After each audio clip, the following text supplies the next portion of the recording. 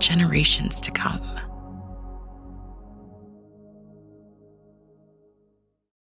Welcome to another edition of the TDN Writers Room podcast. My name is Bill Finley.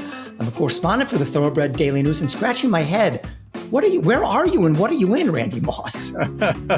I'll show you in just a second. Randy Moss, NBC Sports. I'm here in Stamford, Connecticut for the Olympics. I'll give you a little quick tour in just a moment here of my padded cell that I'll be occupying for a couple weeks.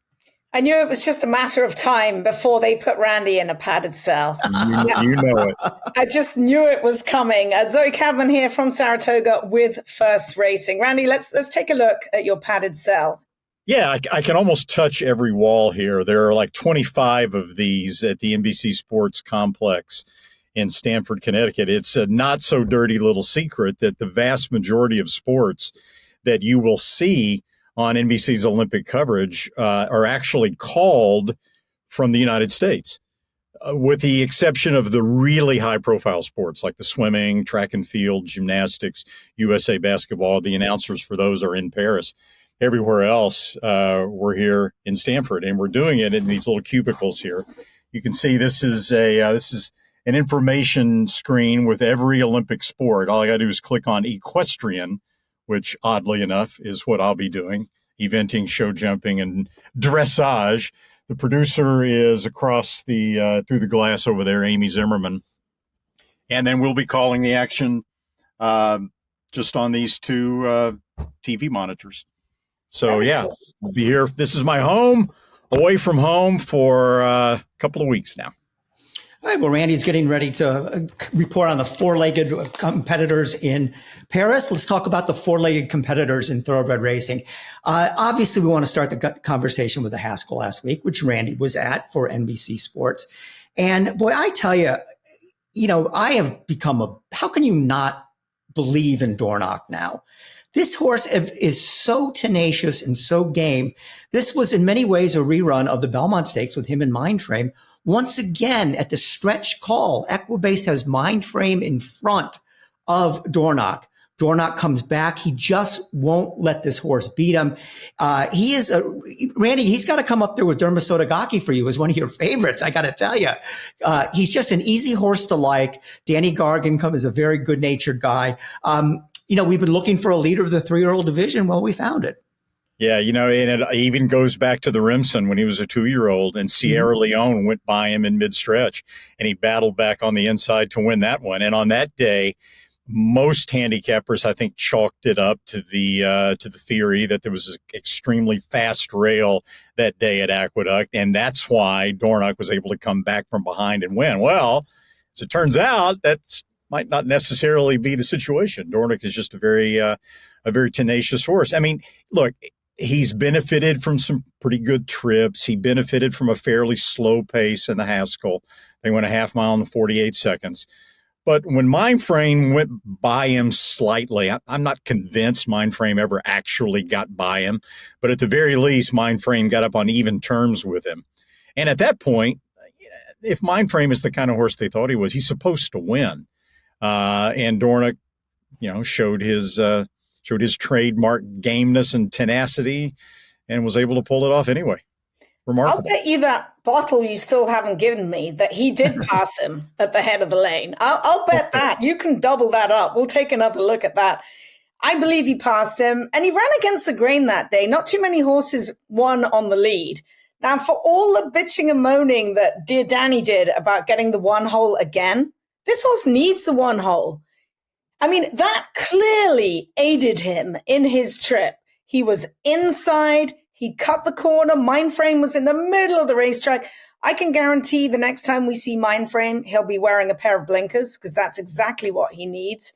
Todd Pletcher not willing to say that right now. He'll probably work him a couple more times. But he'll be in blinkers next time. Louis Saez and Dornoch are the perfect team together because Louis knows how to pedal a bike. And he won't stop pedaling. He's aggressive. And Dornoch, the more you pedal, the faster he gets. He's game, he's resilient, and he's just a fun, neat horse to watch. If you watch him close up in the race, you can almost see that white eye rolling back in his head as he's looking backwards, looking for the competition, where he should have been looking out to the side. But just a cool horse, cool ride, and great connections. One day we'll get Jason Worth on this podcast. One day. Zoe, I'm trying. Please. Dornoch was my horse, and I could have picked post positions. I would have picked post position number one. Absolutely. Yeah, well, it certainly did benefit from it. All right. So at Saratoga, they are going to run the Jim Dandy this weekend. We'll get to that a little bit later. That's the 3-year-old race for 3-year-old males in Saratoga. But another horse, Thorpedo Anna. I voted for her after she won the Coaching Club American Oaks in the NTRA poll, number one. I look at it, who would be horse of the year if the year ended today? And I think it would be Thorpedo Anna. At least that's who I would vote for. Then, of course, now the big discussion after she wins this race, which she's supposed to. Does she go in the Travers for trainer Kenny McPeek? He's playing it close to the vest. I got to think, knowing McPeek and how much he loves to challenge and how much he is, kind of one of those few trainers that will really take some chances. I got to think she's in the Travers Stakes. I believe she'll be in the Travers Stakes, but Kenny's going to leave it day by day and make everybody guess and wonder. I don't see why not. Now, it will be a very good matchup between her and Dornoch, who will have similar running styles, and she'll get tested because he'll eyeball her. So if she goes in there, that's one thing that's going to be in the back of Kenny McPeek's mind as far as she is concerned. I got one more thing to say about her, but I'll let Randy jump in right now. Okay. I'll be very surprised if she does not run in the Travers Stakes. If she runs in the Travers, she might even be the favorite and might even be the deserving favorite. It kind of depends on how Sierra Leone looks. We'll talk about the Jim Dandy a little bit later, running this weekend. But, the numbers guys, and I'm a numbers guy, obviously. I'm involved with the Buyer Speed Figure team. But there's more to horse racing. There's more to handicapping the horses than just numbers. And, no, Thorpedo Anna doesn't have quite the numbers of a Dornoch and maybe a Mind Frame right now. But when you see the type of acceleration that Thorpedo Anna has and the dominant way that she goes by horses and she wins her races, right? She just blew away the competition at the quarter pole. When a horse shows that kind of turn of foot and that kind of acceleration, it's been my experience that it usually means that if necessary, they can improve their speed figures and run faster. And I think that's what will happen if Thorpedo Anna runs in the Travers. She's big enough to hold her own against the boys. 1.25 miles should be no problem. Honestly, I think if she runs in the Travers, she'll probably win it. She might. Dornoch might not get a chance to eyeball her because she might already be by him by the time he starts grinding away. Can we not? Is it too early to start comparing her to Rachel Alexander? Yes. Okay. Yeah, because let her win the Travers like Rachel won the Preakness. Right. I'm not saying it can't happen. It might happen, but no, I'm going to say that's a little premature. It's been a long time. So this is what Rachel did after taking down the Kentucky Oaks. Kentucky Oaks, Preakness, Mother Goose, Haskell, Woodward. And then after the Woodward, the wheels kind of fell off. But I'm not sure there can ever be another one like Rachel Alexander putting that kind of performance together. That string of races. Oaks, Fantasy, Kentucky Oaks, Preakness, Mother Goose, Haskell, Woodward. That's unbelievable, even for a male horse or any horse. Right. And I agree with Bill, but, Thorpedo Anna right now is just head and shoulders the best 3-year-old filly out there. And in a year in which the 3-year-old males, until the Haskell, just take turns beating each other, I think this is a perfect opportunity for a horse like Thorpedo Anna. Lots of racing action last week, and I want to mention one other race, the Molly Pitcher at Monmouth. And speaking of horses that looked beat, boy, did Idiomatic look dead beat in that race. She was the 1-5 favorite. A horse by the name of Soul of an Angel came up and went right by her. Yes, I give her credit for being tenacious, but the Idiomatic that I know wins that race after especially going to the front in soft fractions handily. I don't think she's as good right now or as sharp as she was at her best last year. It's possible she might not be, but in a situation like this, I mean, I think you've always got to gauge a performance by it, like this, when Idiomatic, had to really battle to win. Okay, who was she battling with, and how good is that horse? Okay, Soul of an Angel, race before last in her first start for trainer Saffie Joseph, ran an absolute hole in the wind. Okay. And she showed a completely different dimension. In that race, she beat randomized by 4 3/4 lengths, and we know how good randomized is, right? So Solomon Angel is a very sharp horse when she is at her best. Very talented horse. Saffie Joseph has really gotten the best out of that mare, and she ran exceptionally well against Idiomatic, and there was 9 lengths back to the rest of the field.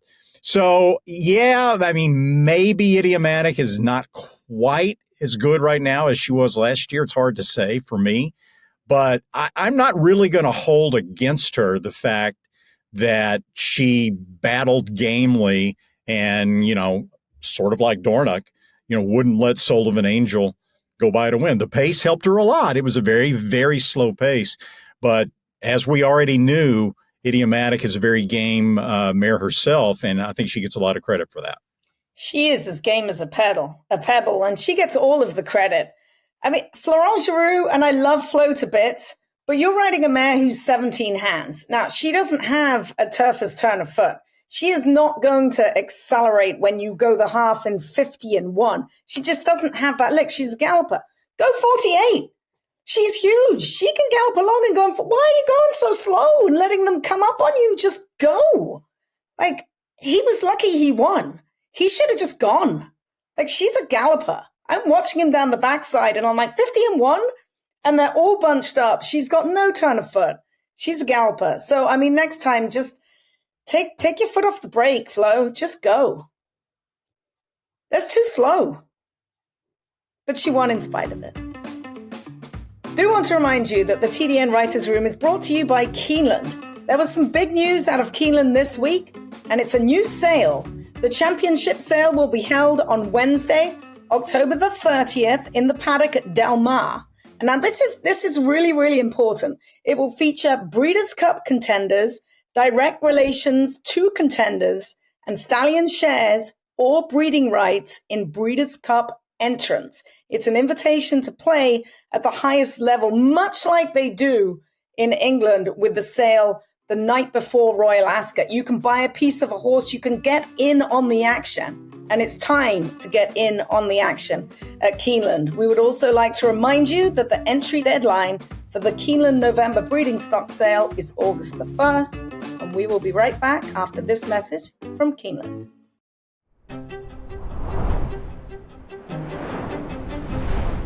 Good afternoon, ladies and gentlemen. On behalf of the management and staff of Keeneland, I would like to welcome you to the September yearling sale. Good to have you back with us. The energy at Keeneland Book 1 is unlike any other sale that you'll go to. It is the marketplace. The center of the horse universe. It's electric. You can't replicate the urgency that's at Keeneland September. Quality in quantity. Keeneland September Book 1, every breeder's dream. This edition of the Fastest Horse of the Week is brought to you by none other than Life is Good, one of the fastest of those fast sires at Windstar Farm. The first foals sired by Life is Good arrived this spring, and breeders have used many adjectives to describe those foals, among them forward, dead correct, very impressive physically, great scope, balance, natural strength, light on their feet, well put together, and those are a lot of the same adjectives that were used to describe Life is Good himself. We know what a great stallion Into Mischief is. It says a lot that Life is Good was Into Mischief's fastest son to date. He had 9 triple-digit Beyer speed figures, including a fig of 112. And Life is Good stands at Windstar Farm for $85,000. Now, for that Fastest Horse of the Week, this will be brief, no surprise. Dornoch, from his Haskell win over Mindframe, earned a career-high Beyer speed figure in that race of 103. And not only was Dornoch incredibly game and tenacious, he is this week's Fastest Horse of the Week. All right, now it's that time again on the podcast. It's time for our guest of the week, brought to you by The Green Group, a tax, accounting, consulting, and advisory firm with an entrepreneurial-styled approach and niche areas of expertise that include the equine industry. Welcome in now, the Green Group guest of the week, and it's Corey Johnsen. You know, Corey, the man who's worn a lot of different hats in the racing industry, and the current one is a very exciting one. His title is he's the interim CEO of the Maryland Thoroughbred Racetrack Operating Authority, which is quite a mouthful. But what that means is, as Maryland racing heads into the future, there's going to be a changing of the guard. This Maryland Thoroughbred Racetrack Operating Authority, much like NYRA, is going to run the show after a little bit, and Corey Johnsen is going to be one of the men pulling the strings in there. Corey, thanks for joining us. And first of all, just tell us where things stand. Update on how much progress you've made. What are you working on right now? Tell us what the latest is. Well, I think as most people in the industry know, in April, a bill passed that allowed for a $400 million bond package to rebuild Pimlico and build a state-of-the-art training center in Maryland. The governor signed it in May, and so the Maryland Thoroughbred Racetrack Operating Authority came into existence. What we've been doing since then is working on a number of things like the transition with the Dornoch Group. For example, on July 1st, we officially bought Pimlico for $1, and we have been working on a lot of transition issues with the Dornoch Group. They've been fantastic to deal with, very cooperative. Mike Rogers is my kind of contact there. He's the general manager for Maryland Jockey Club. Then we've also been working on a number of design issues. We have to be done by the 2027 Preakness. So what happens is you have to make a lot of design decisions today so you can meet your deadlines. And as I think everybody knows, the 2025 Preakness, the 150th running, will be at the old Pimlico. So we can do some demolition in advance of that, but we cannot demolish the existing old grandstand. So basically June 1st, 2025, demolition starts. And then you've got, the construction process, demolition, and then construction. So it's got to move fast. Plus, we're going to be building a $100 million plus training center somewhere in Maryland. That site hasn't been chosen yet, but we have to choose that site within 30 to 60 days. So does that kind of answer your question, Bill, as to where we are? Absolutely. Yes, absolutely. So roughly, I guess 30 years ago, Corey, you were intimately involved with the construction of Lone Star Park in Grand Prairie. How has that experience, how is it helping you in what you're doing right now? Yeah, Randy, it actually goes back, if you remember correctly, it goes back to 1987, and I was involved in the team that built Remington Park from the ground up. So I learned a lot. Remember, I went from Louisiana Downs to Remington Park, and I learned a lot there. And then with Lone Star Park, I learned a tremendous amount. Then add to that, we were the international racing consultant on Hippodromo de las Americas in Mexico City and Moronias Racetrack in Uruguay. So I've done this 4 times. So there's really nothing that surprises me. I mean, it's the same. How am I going to say this? There are the same basic people, roles, architects, design people, owner's rep for construction. I mean, they're all there, and the process is so similar. It's real complicated because we're kind of taking over another, facility and franchise. Probably adds some complexity there, but yeah, nothing surprises me, Randy. In my experience in, horse racing has been very helpful through this process. So that being said, Corey, where are you right now? Because it looks like you're in a warehouse. Like, where is Corey Johnsen? This is a game we like to play every week on the TDN. Find out where people are. Where are you? I'm in Baltimore, in the South Harbor. Our Baltimore architect is Ayers St. Gross. The architect of record on this project is Populous. And so we're having a design meeting today in the Ayers St. Gross offices, which are part of the Under Armour campus that's been developed in the South Harbor in Baltimore. So it is actually an old warehouse. We also, just a kind of announcement was approved, is that we've hired Canopy, and the principal of Canopy is Janet Marie Smith. Janet was a driving force behind the design behind Camden Yards, which is one of the great ballparks built in the last 30 or 40 years and has stood the test of time.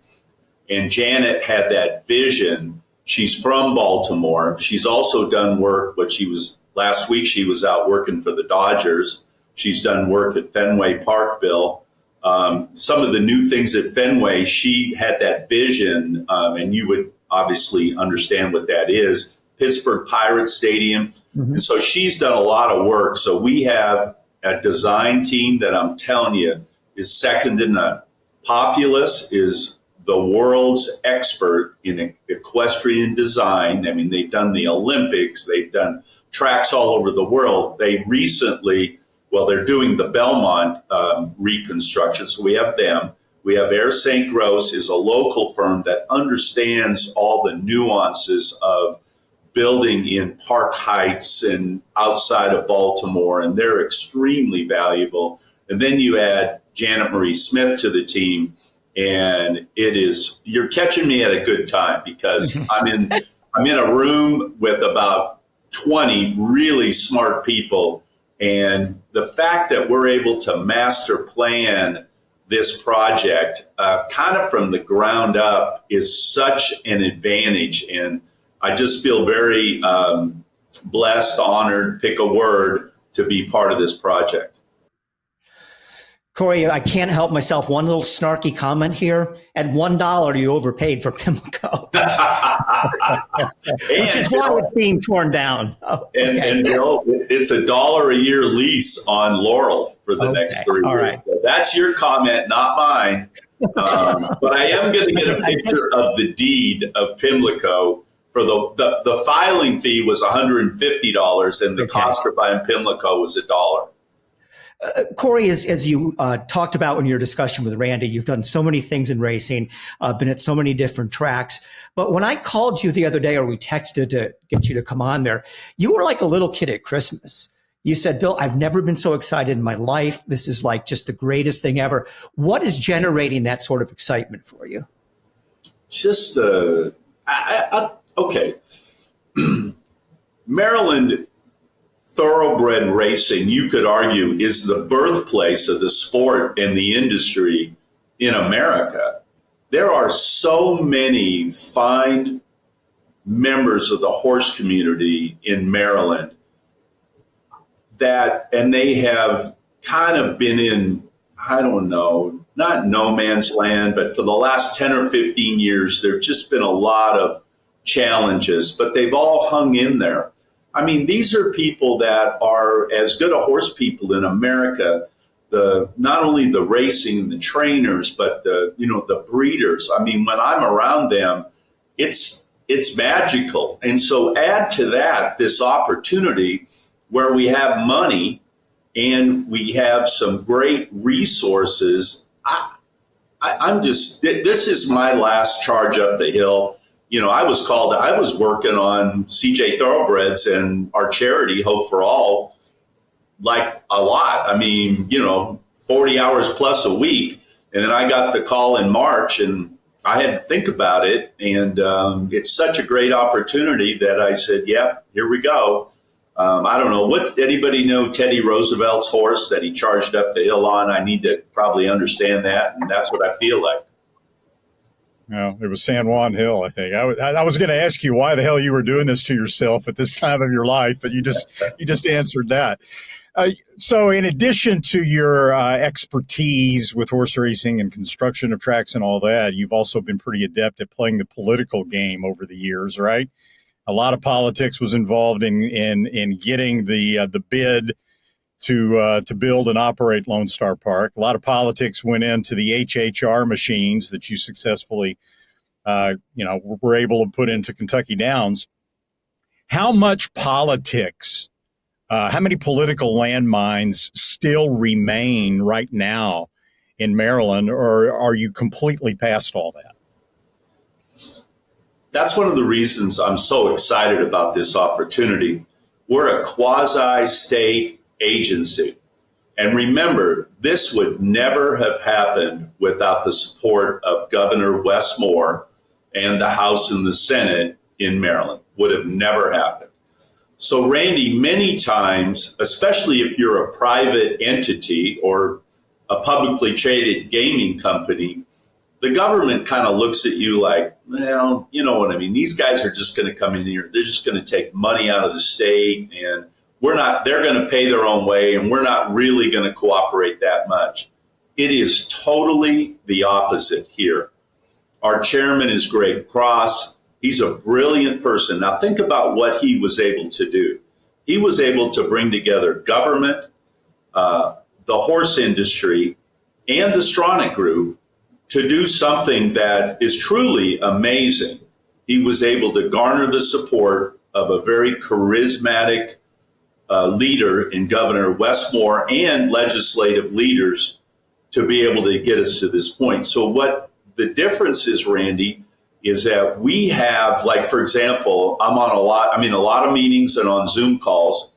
Our executive director is a gentleman by the name of Mark Brody, who's worked in legislative affairs, not only in Washington, D.C., but in Maryland. And we've got like the Park Heights Renaissance people, the Baltimore Housing Department, the transportation entities, the Department of Natural Resources. They all want to help us.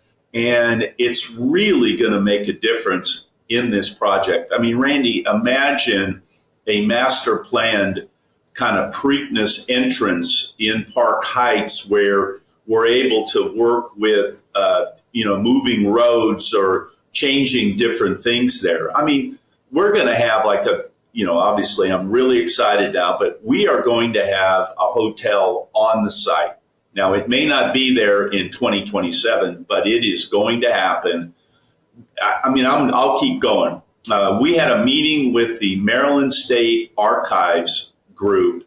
We are going to archive every piece of history, memorabilia in not only Pimlico, but Laurel, and we are going to incorporate that into the design of the new Pimlico.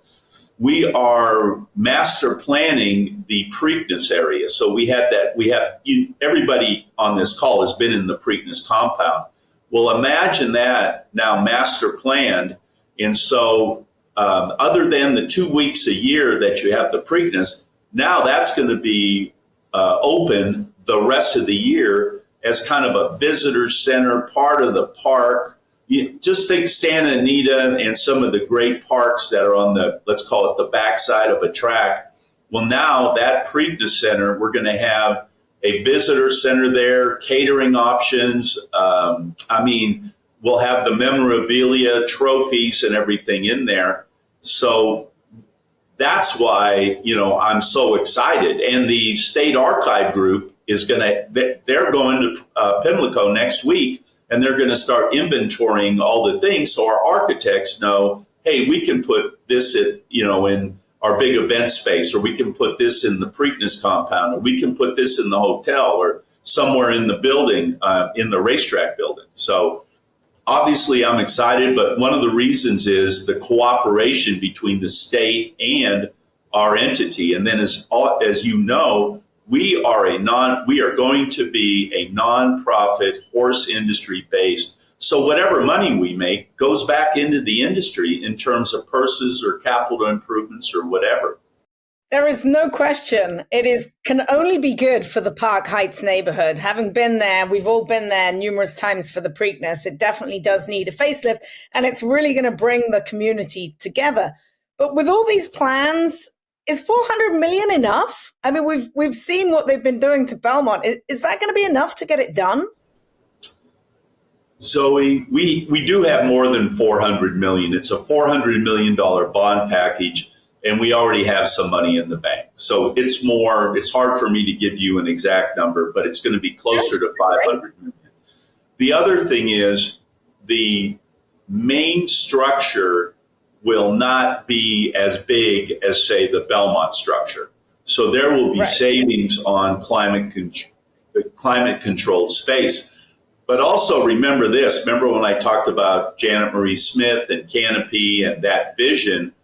We're able to master plan the infield. We're able to master plan going up the stretch.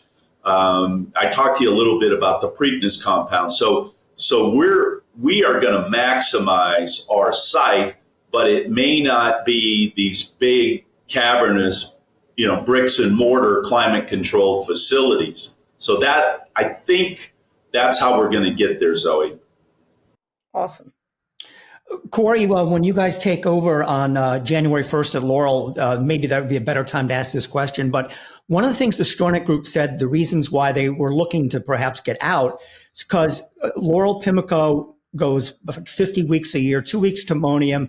And they said it's just not sustainable anymore. We don't have enough horses. We don't have enough purse money to have year-round racing.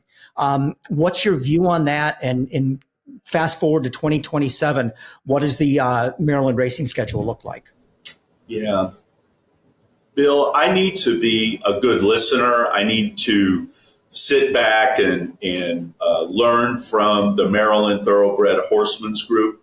Alan Foreman has been a long time leader in that organization. They have a great group. They do a great job, and they are reaching out to the Mid-Atlantic other tracks and horsemen's groups. I will say this, there will be, and again, this is all with their approval. This is a little different than most tracks, that we're here to benefit the horse industry and the citizens of Maryland.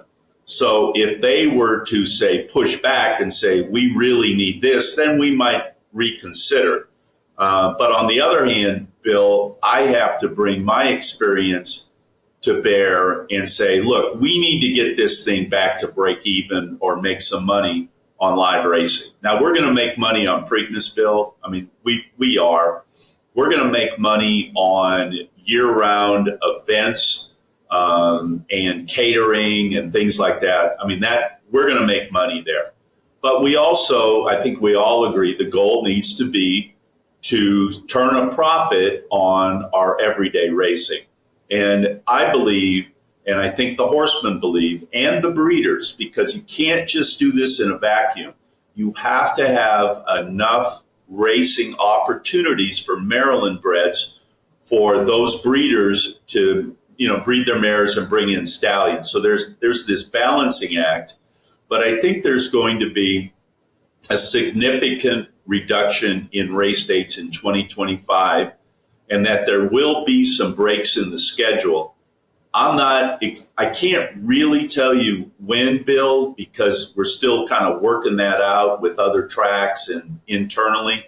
But within 30 to 60 days, we'll make an announcement on our schedule, and there will be a reduction. And I think that will benefit everybody for, frankly, all the reasons that this group understands. Well, Corey, I want to thank you for spending some time with us and bringing us up to speed. Kind of lost track of this a little bit with everything going on with the Triple Crown, but now it's time to look forward to a very bright future in Maryland racing. And I think it's going to be, I can see why you're excited. Corey, thanks for joining us as the Green Group Guest of the Week. Thank you. And as our Green Group Guest of the Week, Corey Johnsen will receive a free 1-hour tax consultation with Lynn Green and the Green Group. The Green Group can also help you save money on your taxes. To find out how, visit www.greencode.com. When it comes to the horse industry, tax laws are complicated and unique. That is why most people overpay on their taxes. Why not get a second opinion from the top-rated accounting and tax firm in the thoroughbred industry? With over 800 clients in the horse business alone, the Green Group has the expertise to save you taxes. There is a reason the most successful owners, breeders, trainers, vets, and horsemen use the Green Group as their tax advisors. We save you taxes. Over the past 40 years, the Green Group founder, Len Green, has owned and bred some of the best racehorses in the history of the sport. His DJ stable competes at the highest level and has received the game's most prestigious honors. Len Green's in-depth, hands-on industry knowledge, combined with current-edge tax-saving strategies, produces positive tax-saving results for clients. Take advantage of this special offer. The Green Group will give you a complimentary and confidential review of your tax return. Contact us at 732-634-5100 or visit our website at www.greenco.com. He can't go back from the way at the start he's had. Hold on at $1.5 million last time. Big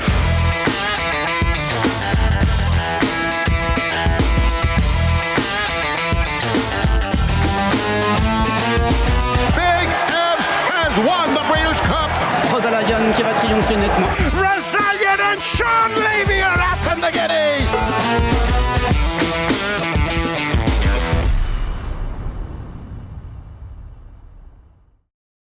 This month's News You Can Use segment is presented by Darley. Darley's Night of Thunder is currently the leading sire of 3-year-olds in Europe this year with 45 individual winners. And he is the only stallion in Europe with a winners to runners strike rate in excess of 50%. That's unheard of. And his is 53%. He is head of champion sire Frankel and his own great sire Dubawi. Night of Thunder's top 2-year-olds this year are led by the one and only Fairy Godmother, winner of the Albany Stakes at Royal Ascot, and they include the Aga Khan's impressive Curragh Maiden winner, Hasdan. Keep an eye on 3-year-old Ombudsman 2, as he is from the Gosden stable. He's unbeaten, and with a time form rating of 106p, he is surely bound for group races soon. On this week's News You Can Use, we are proud to introduce Emma Berry, the cornhole champion of France, along with Sue Finley. How you doing, Emma? Well, I've been practicing my cornhole and also revising my form for this week's King George on Saturday at Ascot. Big weekend coming up. Well, Emma, I think the question about the King George is everybody's going to be asking. 2 Breeders' Cup Turf winners, Rebels Romance and Auguste Rodin, the last 2 Breeders' Cup Turf winners will meet in this race. What's your take on that? Who's likely to be the favorite? Who do you think will win? Well, that's a great question. I mean, current favourite is Auguste Rodin, and we all know with him he can be absolutely tremendous and sometimes quite terrible. They've only met once before, these two, and that was in Dubai when Rebels Romance won the Shima Classic and Auguste Rodin was last. So, it's round 2 now. It's by no means just a 2-horse race, but we saw what I'd like to think of as the real Auguste Rodin at Royal Ascot when he won the Prince of Wales Stakes really nicely, coming back to the form that we know he can produce, on his good days. So I guess everyone just holds their breath going into this, hoping that he's going to, pull out all the stops and do what he can do best. But, Rebels Romance is, he's 6 now. He's so consistent. He's traveled all over the world. He's, I think, won 13 of his 18 races or something like that. He's just, a terrific performer all around the globe. It'd be great to see him get his Group 1 in England, where he's trained obviously by Charlie Appleby most of the time, although he does spend a lot of time on airplanes. Well, Emma, also on the immediate horizon over there is Goodwood, this particular 5-day meeting known worldwide as Glorious Goodwood. Give us what you're anticipating to be the highlights of Glorious Goodwood this year. Well, the Sussex Stakes is always really the week's highlight. That's on Wednesday. I'm just going to dip in quickly before that as a real confirmed lover of stayers. And we start with the Goodwood Cup on the Tuesday, next Tuesday. And that's always a terrific contest. I mean, if people think Epsom is a weird track, they should go and see Goodwood because it's a real sort of helter-skelter downs track and uphill, down dale, all over the place. But we're going to see Kyprios hopefully come back. He won the Goodwood Cup 2 years ago, came back in June and won the Ascot Gold Cup for the second time. But in between, he's had a death-defying injury, and it's terrific to see him back around. But I guess really what we're all mostly looking forward to is a return of Rosalian, who is really building up into the outstanding 3-year-old colt, I think, certainly in the miling division in Europe this year. And he won the St James's Palace in his last run at Royal Ascot. He's the Irish 2,000 guineas winner, and he was second in the 2,000 guineas at Newmarket to Notable Speech, who we hope will be back in action in the Sussex Stakes. He sort of flopped at Ascot, so we're great to see him back, and a proper battle between the two Guineas winners. But also in the mix is Henry Longfellow from Ballydoyle, trained by Aidan O'Brien, of course, and he went really close to Rosalian last time at Ascot, and I think it's going to be an absolutely absorbing contest, not just for 3-year-olds, of course. They're taking on older horses as well, but they will be the market leaders for sure. What's going on with the other King George a little bit later on the week? Because I'm really looking forward to seeing Big Evs. Can we expect to see Big Evs running? I think so. I believe so. That he's certainly entered. We're a little way out from Goodwood as we're recording, but that seems to be the plan. Back to 5 furlongs for him, and we'll back to a sort of sharper 5 furlongs, if you like. He will be taking on again Asphora, the Australian mare, who turned up at Royal Ascot and did what we've seen lots of Australians do in the past, won a Group 1 very nicely. And they'll be hopefully back in competition again. But Big Evs, he had such a glorious 2-year-old year, culminating at the Breeders' Cup last year. And then, he hasn't done much wrong so far. He won on his debut and was third at Ascot. So it'd be great to see him back. I'm particularly looking forward to him getting, back to York for the Nunthorpe. But yeah, hopefully we'll see him at Goodwood first. Can I just ask Emma to quickly explain for those of you that have never been? It's like Ascot and Royal Ascot. You've got Goodwood and Glorious Goodwood. Can you explain to people what makes it glorious? I suppose it's just the feature summer meeting. It was always a real highlight, I suppose, of the English social scene through the summer. It's 5 days now. It's and because it's midsummer, it should be glorious. But we all know the English weather isn't always playing ball. So yeah, it's like the tag it always had for that particular, and it's the best racing of the year at Goodwood in this week. Well, Emma, I want to thank you for taking time out of your busy cornhole schedule to join us this morning on the TDN Writers Room with news you can use. Some great things coming up in Europe, and we'll all be paying attention, and we'll catch up with you again in a couple of weeks. Great. Look forward to seeing you and showing off my cornhole trophy. Thanks, Emma. Well, we've gone through the Haskell. Now let's talk about the Jim Dandy, which will be the big 3-year-old race this weekend. Race 10 on Saturday at Saratoga.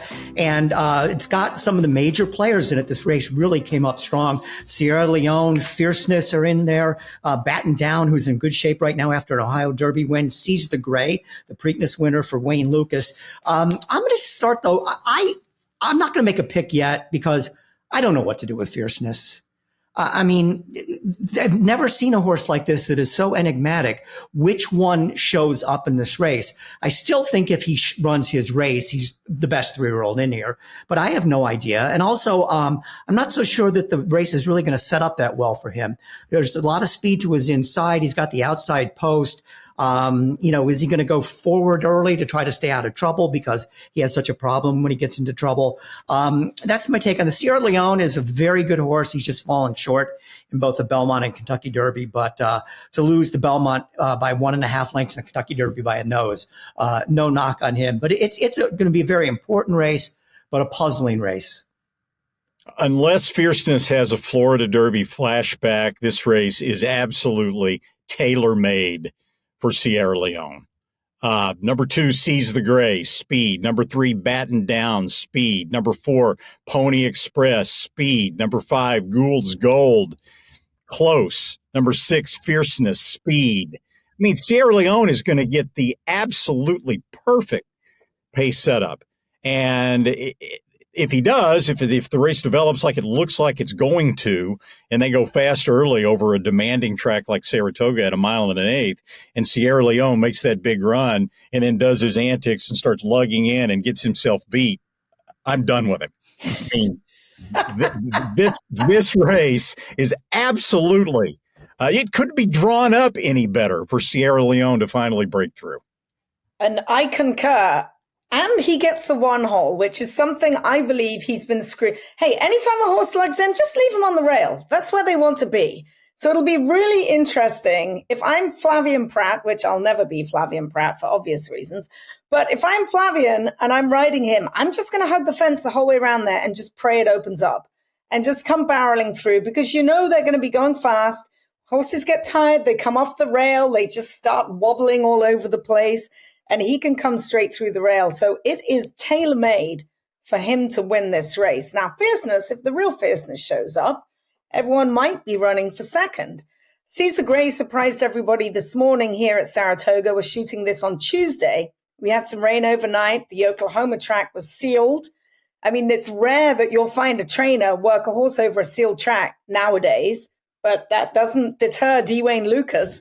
Took him out there first thing this morning under the cover of darkness, and he worked in 47-4 and looked really, really good coming down the lane in a solo work. So he's sharp, and that's just going to add to the speed.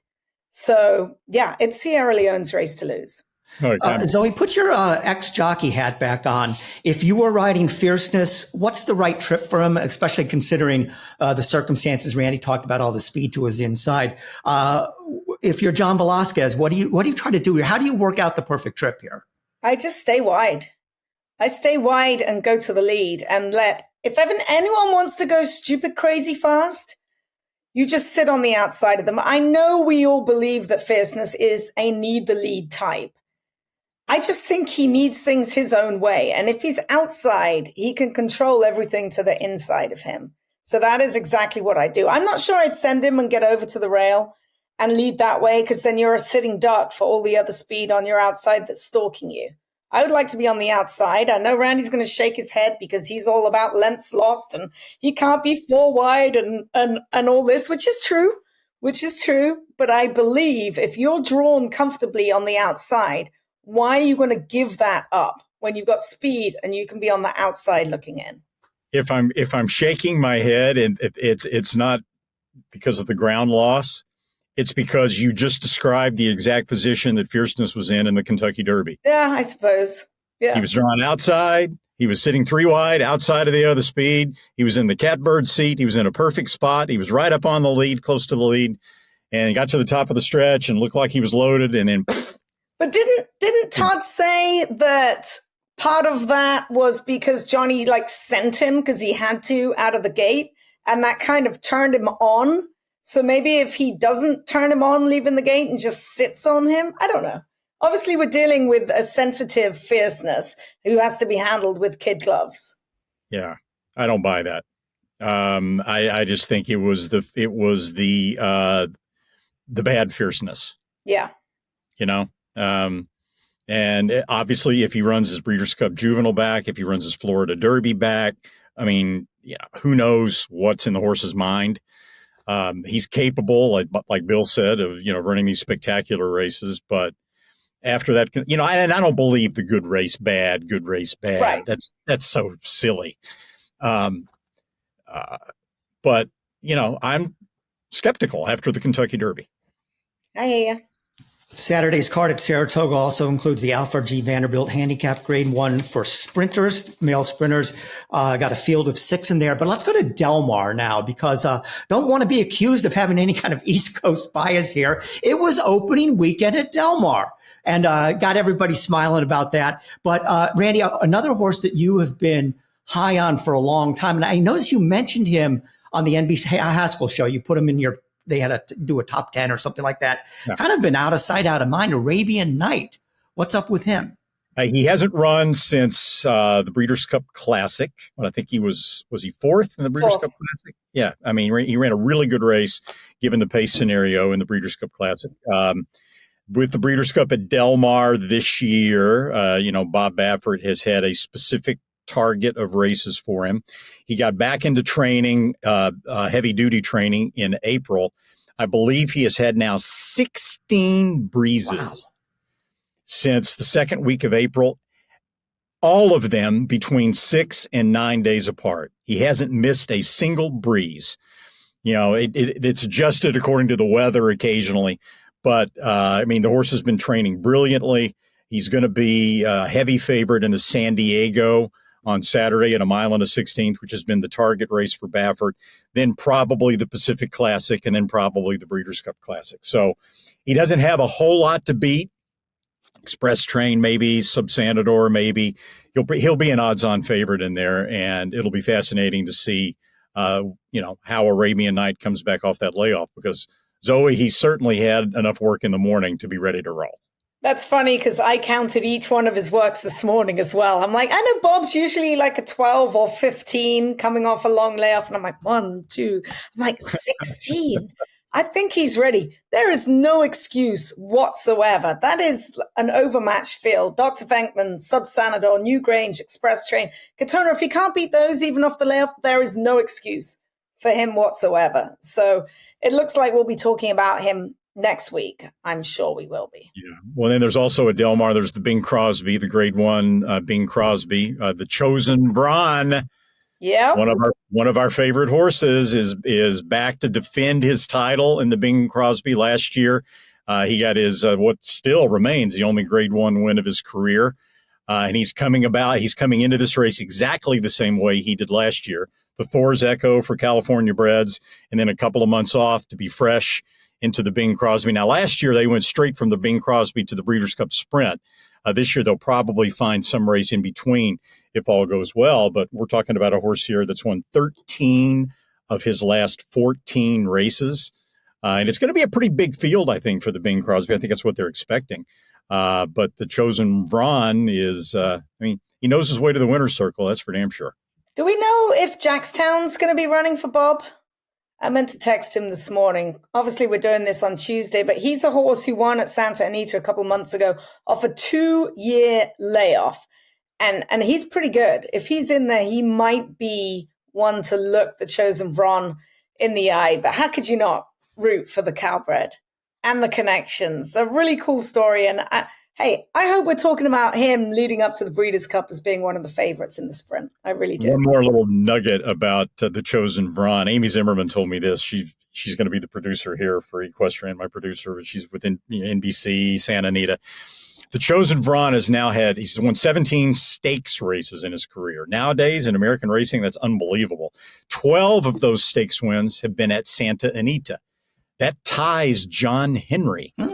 John Henry had 12 stakes wins. The all-time leader, Beholder, had 13 stakes wins at Santa Anita. So that's the sort of rarefied air that the Cowbred, the Chosen Braun, finds himself in. Now, this is a Del Mar, obviously, the Bing Crosby, but it just goes to show you exactly how unbelievable this horse has been.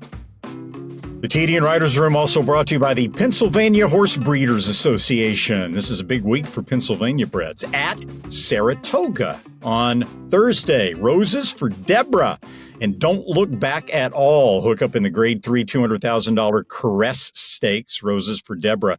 The 8-5 morning line favorite in that one. And on Saturday, Twisted Ride goes in the Vanderbilt. Right? $350,000. Twisted Ride, by the way, last year, 2023, earned $178,944 in Pennsylvania bred stakes, awards, and bonuses for his connections. For information on how you can benefit from some of that PA bred cash, you can contact Pennsylvania Horse Breeders Association directly. And there you see the number, 610-444-1050, or you can just go to pabred.com. The PA Horse Breeders Association presents the new and improved Pennsylvania Stallion Series. 6 $100,000 stakes for PA-sired PA breds and parks. 2 6-furlong contests on PA Derby Day. The 2-year-olds then go 7 furlongs on December 30th.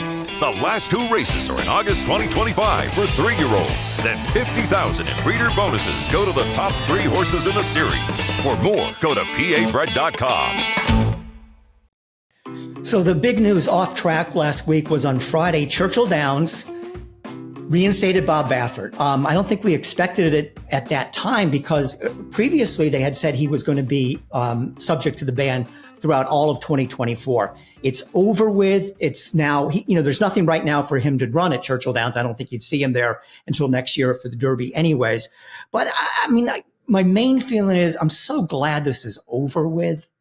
And I think, when everybody looks back and Baffert did some things wrong, Churchill did some things wrong, And it was kind of a thing that, there was no winners here. There were only losers. But Baffert more than paid the price for, putting a betamethasone or having a positive for betamethasone in the Derby. But he also, in this thing, I don't know if like the lawyers wrote it up or Churchill PR, he put out a very conciliatory statement. And it's the first time we've really heard from him to say, yeah, I was wrong here. It was the trainer responsibility rule. This shouldn't have happened. And I look forward to getting back to the Derby. But that's my main feeling, Zoe, is thank God this is over. Hopefully we won't ever have to talk about it again. Turn the page, move on. 2024 Kentucky Derby, I'm sure we'll see Bob. So, yeah, I'm glad that's done. I wonder what barn Churchill's going to put him in. He might be by the track kitchen. That sort of a letter could have been written by Baffert a year ago. And who knows, he may have even considered writing a letter like that a year ago. But the fact remains that there was legal action at that time involved. Baffert had legal action. Ammer-Zidane had legal action as recently as this spring to try to get Muth into the Kentucky Derby. And, as I'm sure the lawyers advised, you can't be sending a letter to Churchill Downs, accepting blame if you're involved in legal action against Churchill Downs or against the Kentucky Horse Racing Commission. So now that that's all completely gone and now that all that's water under the bridge, nice letter by Baffert. And maybe we can just completely, like you said, wash our hands from all this. There's plenty enough blame to go around. You can assign some blame to Churchill Downs for how they handled it all to begin with. Certainly Baffert for maybe, a certain level of carelessness in the way the betamethasone got into the horse's system in the first place. The veterinarian involved. There's a lot of things you can say about the situation, but just glad it's over. I share that sentiment. Okay, from Bob to more Bob.